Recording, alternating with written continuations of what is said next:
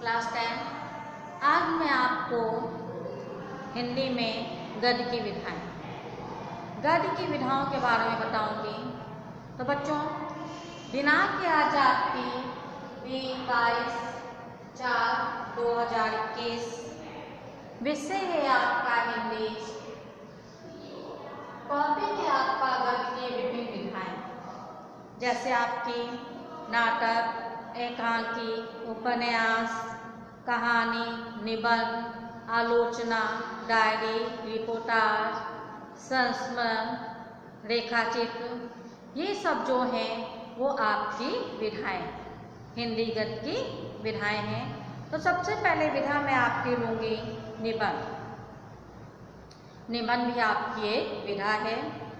गद्य की प्रमुख विधाओं में जो निबंध है वो सर्वाधिक महत्वपूर्ण और विकसित विधा है। आलोचकों ने निबंध को वास्तव में गद्य की कसौटी कहा है। निबंध का प्रयोग पहले दार्शनिक और बौद्धिक अभिव्यक्ति के लिए होता था, किंतु आधुनिक जो हिंदी निबंध है वह संस्कृत के निबंध से पूर्णतः भिन्न है, यानी संस्कृत के निबंध से बिल्कुल वो अलग है। और इसे अंग्रेजी में ऐसे के अधिक निकट है। अंग्रेजी में निबंध को हम लोग क्या कहते हैं? ऐसे कहते हैं।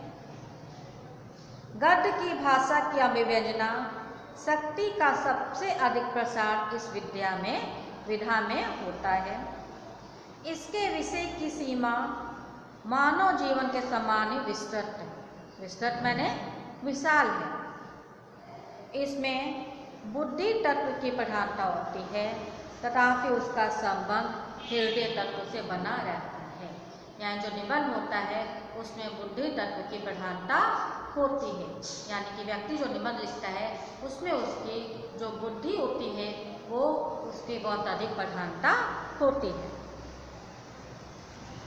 जो निबंध है उसके 4 प्रकार होते हैं निबंध के। पहला है विचारात्मक, दूसरा भावात्मक निबंध, तीसरा आपका है वर्णनात्मक निबंध और विवरणात्मक निबंध, यानी निबंध के 4 भेद। पहला है आपका विचारात्मक निबंध। विचारात्मक निबंध में बुद्धि तत्व की प्रधानता होती है और जो विचार होते हैं, विचार दबा दबा कर भरे जाते हैं। उसमें जो व्यक्ति के विचार होते हैं वो दबा दबा कर उसमें निबंध में भरे जाते हैं। इसमें तर्कपूर्ण विवेचन, विश्लेषण और गवेषणा का आधिपत्य होता है और विषय भी अधिकांश रूप से जो विषय होते हैं वह दार्शनिक, मनोवैज्ञानिक, शास्त्रीय और विवेचनात्मक आदि होते हैं। यानी कि जो इसके लेखक के लिए चिंतन, मनन और अध्ययन की बहुत अधिक अपेक्षा होती है। जो विचारात्मक निबंध के लेखक हैं वो हैं आपके रामचंद्र शुक्ल, लक्ष्मी सागर, राजेंद्र प्रसाद आदि विचारात्मक निबंध के लेखक। उसके बाद आता है भावात्मक। भावात्मक निबंध में व्यक्ति के भाव का वर्णन किया जाता है। इस निबंध में निर्दय तत्व और आत्मकता का प्रधान होता है। इसका जो लक्ष्य होता है वो पाठक की बुद्धि की अपेक्षा उसके हृदय को प्रभावित करता है।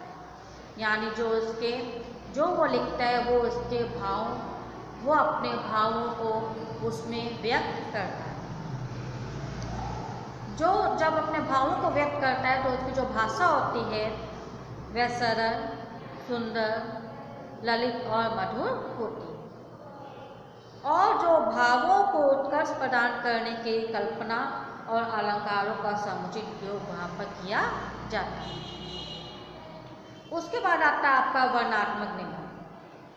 इन निबंधों में किसी भी वर्णीय वस्तु, स्थान, व्यक्ति, दृश्य आदि का निरीक्षण के आधार पर आकर्षक, सरस और रमणीय रूप से वर्णन किया जाता है।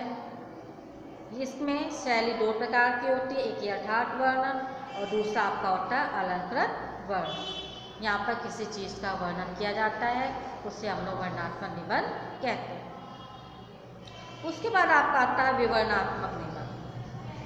विवरणात्मक निबंध प्रायः ऐतिहासिक और सामाजिक घटनाओं, स्थानों, दृश्यों, यात्राओं और जीवन के अन्य विविध क्रियाकलापों का यहाँ पर विवरण दिया जाता है। अगर आपसे पूछा जाए तो निबंध कितने प्रकार के होते हैं, तो आप आंसर देंगे निबंध 4 प्रकार के होते हैं, विचारात्मक, भावात्मक, वर्णनात्मक और विवरणात्मक। उसके बाद दूसरी विधा है आपकी कहानी। ये आधुनिक साहित्य की सबसे अधिक लोकप्रिय विधा है कहानी।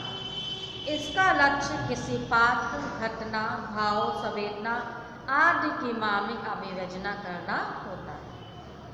जो इसका शीर्षक होता है वो आकर्षक और रोचक होता है एवं वह कहानी के मूल भाव व संवेदना की अभिव्यंजना करने में समर्थ होती है।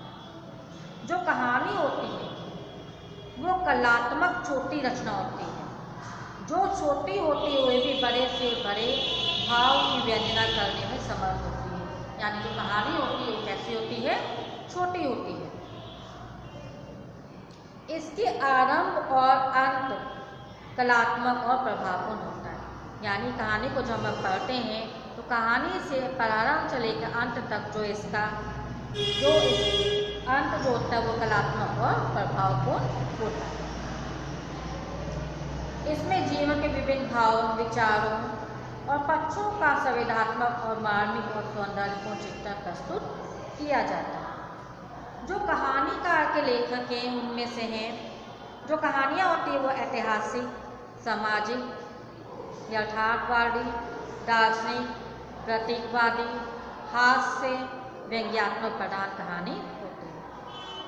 जो इसके लेखक हैं वो हैं प्रेमचंद, प्रसाद, जैनेन, यशपाल, अजय आदि प्रसिद्ध कहानीकार हैं।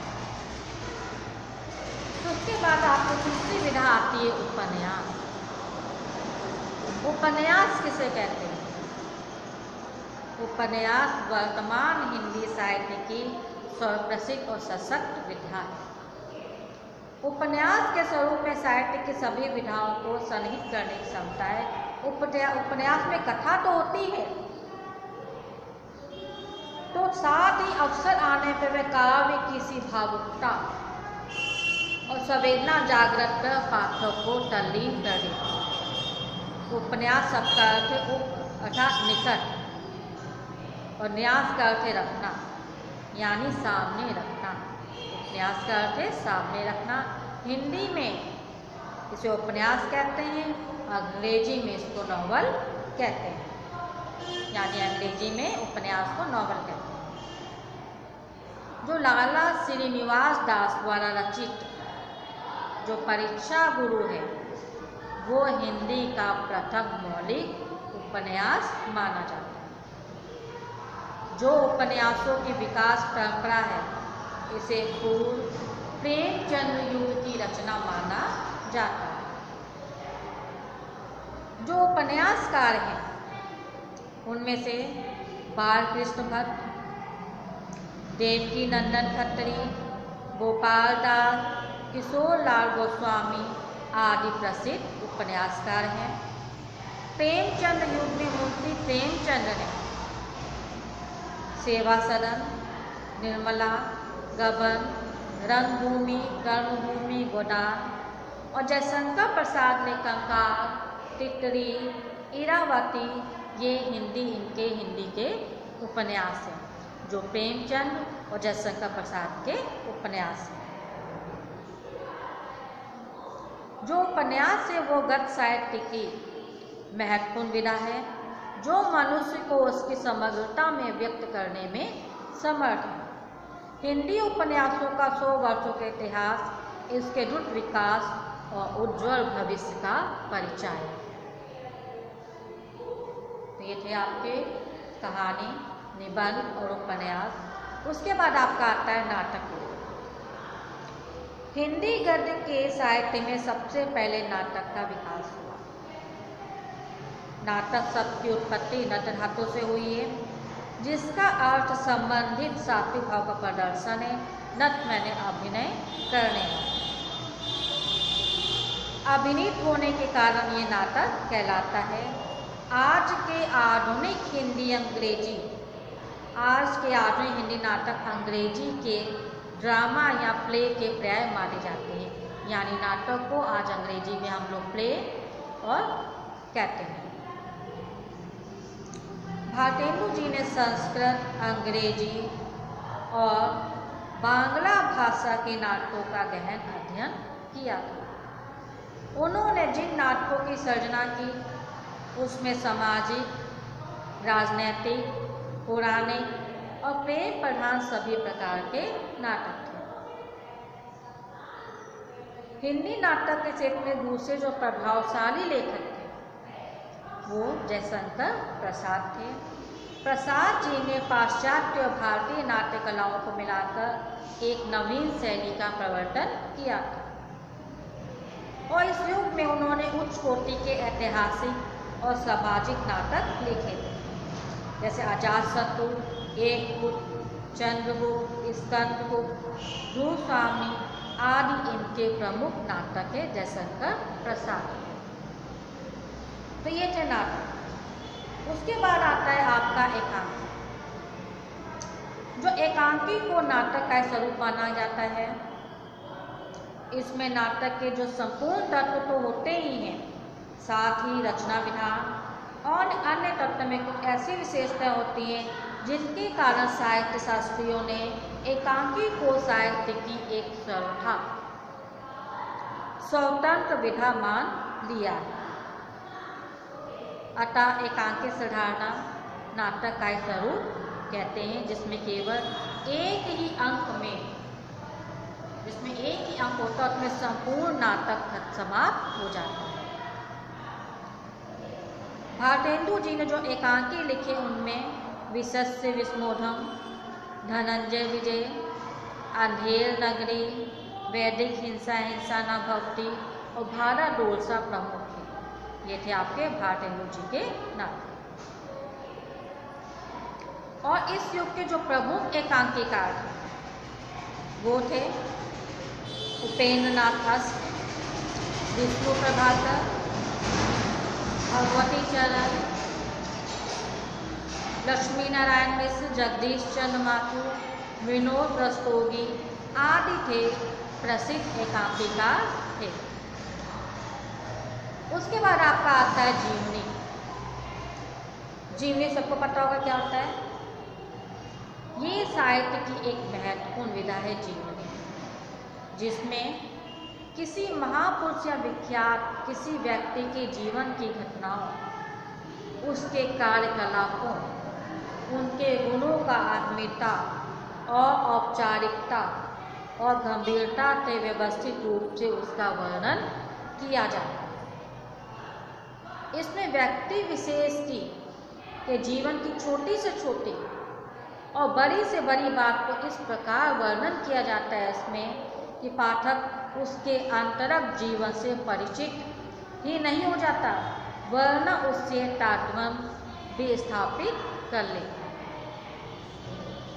जीवन का जीवनी प्राय उन स्थलों पर विशेष बल देता है जिसके द्वारा प्रेरणा ग्रहण कर पाठक अपने जीवन को अधिक उन्नतिशील बनाने में समर्थ हो सके। तो हिंदी के जीवन साहित्य को समृद्ध बनाने वालों में गुलाब राय, रामनाथ सुमन, डॉक्टर रामविलास शर्मा, अमृत राय आदि के नाम उल्लेखनीय हैं। तो ये थे बच्चों आपकी विधाएं। इससे उसके बाद आपका आता है आत्मकथा। आत्मकथा के बारे में होता है जब कोई लेखक अपने बारे में कुछ भी लिखता है, उसे हम लोग कहते हैं आत्मकथा। ये विधा भी जीवन के समान ही लोकप्रिय है। इसका लेखक स्वयं अपने जीवन की कथा को पाठकों के समक्ष आत्मिकता के साथ रखता है। ये संस्मरणात्मक भी होता है। इसमें जो लेखक होता है वह अपने जीवन के विभिन्न परिस्थितियों और दशाओं में अपने मानसिक और भावनात्मक विकास की कहानी कहता है। जो उसके जीवन में जो घटनाएं घटी होती हैं और उन मानवीय घटनाओं का वर्णन वह उसमें करता है और ये बताता है कि उसके समय की विचारधारा में उसका क्या योगदान रहा है। आत्मकथा राजेंद्र प्रसाद की आत्मकथा इस दृष्टि से एक महत्वपूर्ण कृति है। साहित्यिक आत्मकथाओं में हरिवंश राय बच्चन और पांडेय बेचन शर्मा उग्र की कृतियाँ उत्कृष्ट मानी गई हैं। बच्चों ये थी विधाएं आपकी। इससे संबंधित मैंने प्रश्न आपको भेजूंगी जो आपको अपनी फेयर कॉपी में करने हैं तो क्लास ग्रुप पे सेंड करें। और कोई समस्या हो तो आप मुझसे फिर पूछ सकते हैं। आपका वर्क भेजने का समय रात को 8 से 8:30 बजे के बीच में है। आप रात में अपना वर्क सेंड किया कीजिए और साथ ही अपने वर्क के नीचे आप हिंदी जरूर लिख दिया कीजिए ताकि मुझे वर्क चेक करने में आसानी हो। जो होमवर्क है वो आपको सभी बच्चों को ग्रुप में भेजना है क्योंकि आपकी अटेंडेंस लग रही है और आपको नंबर भी 1 नंबर भी मिल रहा है। ठीक है बच्चों, नमस्कार।